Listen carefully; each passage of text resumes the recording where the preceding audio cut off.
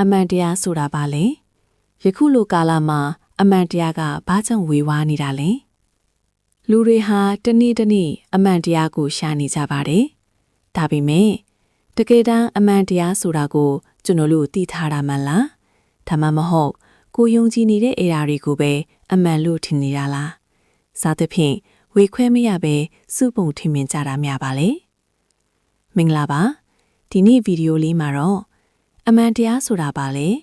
ဘာကြောင့်လူတိုင်းအမြင်မတူကြတာလဲဆိုတာနဲ့ပတ်သက်ပြီးကျွန်တော်တို့အတူတူလေ့လာကြရအောင်ဗျာပထမဆုံးအနေနဲ့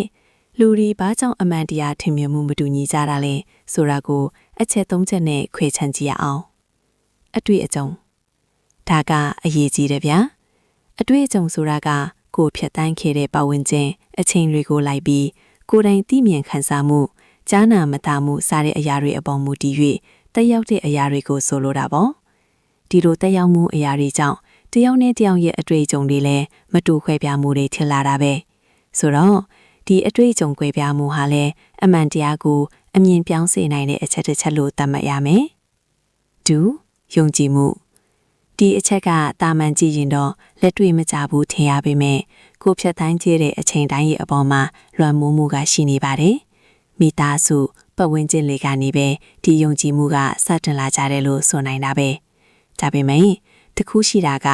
ယုံကြည်မှုဟာအချိန်ကာလရဲ့ဖြစ်ပျက်မှုတွေအပေါ်လိုက်ပြီးပြောင်းလဲတာလေးလည်းရှိနိုင်တာပါပဲဒါကြောင့်လေဒီယုံကြည်မှုတွေအပေါ်လိုက်ပြီးတော့အမှန်တရားဆိုတာဟာကွာခြားနိုင်ပါတယ်3စိတ်ခံစားမှုနဲ့လိုလားချက် emotions and desires တခါတလေမှာအမှန်တရားထက်ကိုဖြစ်စေခြင်းတဲ့အရာကိုပဲအမှန်လို့လက်ခံခြင်းကြပါတယ်ကိုချစ်တဲ့သူဆိုရင်အမားလို့ရင်ကောင်းအမှန်လို့မြင်မိတတ်တာမျိုးပေါ့စိတ်ခံစားချက်ဟာအမှန်တရားကိုလွှမ်းမိုးသွားတာပဲဒီလိုနဲ့လေအမှန်တရားဟာကွဲပြားစေနိုင်တာပါပဲအချုပ်ပြောရရင်တော့အမှန်တရားဆိုလားနေရောင်ကြီးနဲ့တူပါပဲပရိစ္ဆန်တစ်ခုကိုဖြတ်လိုက်တဲ့အခါမတူညီရဲ့အယောင်တွေအဖြစ်ကွဲထွက်သွားသလိုပေါ့လူတွေရဲ့စိတ်အခမ်းနဲ့အခြေအနေတွေကအမှန်တရားကိုပုံစံအမျိုးမျိုးနဲ့မြင်စေတာဖြစ်ပါတယ်ဟုတ်ပြီဗျာအမှန်တရားတွေရဲ့ကွဲပြားခြားနားမှုဟာဘလို့ရှိလဲဆိုတာတွေလေ့လာပြီးဆိုတော့ဒီတစ်ခါဘလို့ရှာဖြည့်ပြီးယုံကြည်ရမလဲဆိုတာကိုဆက်လက်လေ့လာရအောင်ဗျာ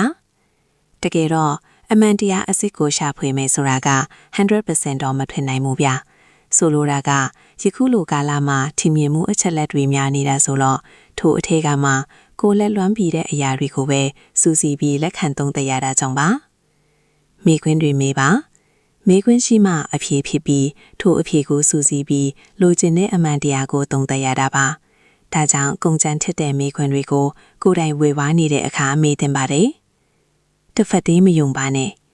တဲ့အချက်လက်တွေတောင်းပြောင်းနေတဲ့ယခုလိုကာလမှာစိတ်ခံစားချက်အပေါ်တာယာစေတဲ့အကြောင်းအရာ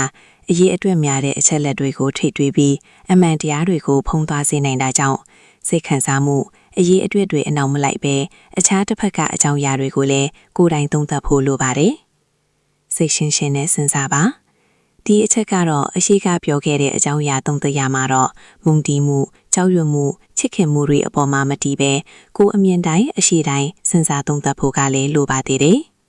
အမားကိုလက်ခံရပါတခါတလေကိုယုံကြည်ခဲ့တာခံယူခဲ့တာတွေဟာညှင်းလို့မရအောင်မှန်ကန်မှုမရှိဘူးဆိုတာကိုလက်ခံရဖို့ဆိုတာအထူးလိုအပ်ပါတယ်ဒါမှဆက်ပြီးအမှန်တရားရှာဖွေဖို့အတွက်လမ်းကြောင်းအပေါ်ရှောင်နိုင်မှာပါအလုံးချုပ်လိုက်ရရင်တော့အမှန်တရားဆိုတာတခါတလေရိုးရှင်းတယ်ဒါပေမဲ့လူတွေရဲ့အမြင်ယုံကြည်မှုခံစားချက်တွေကြောင့်ရှုပ်ထွေးသွားတတ်တယ်နောက်တစ်ခါတခုခုကိုဒါကအမှန်လို့သတ်မှတ်မယ်ဆိုရင်တခါထပ်စဉ်းစားပါဒါဟာတကယ်အမှန်လားဒါမှမဟုတ်ငါယုံကြည်ချင်တာလားဗီဒီယိုလေးကတော့ဒီလောက်ပါပဲအရင်ကဗီဒီယိုတွေတင်ဖို့အဆက်ပြတ်သွားတာကိုလည်းတောင်းပန်ပါတယ်ခင်ဗျာနောက်ပိုင်းတွေမှာတော့အဆက်မပြတ်အောင်ဆက်လက်တင်ပေးသွားမှာကြောင်းစောင့်ကြည့်ပြီးဝေဖန်ပေးဖို့ညွှန်လင့်ပါတယ်အားလုံးပဲ A channel ပေါ်ပါဒီပိုင်ဆိုင်ပါစေခင်ဗျာ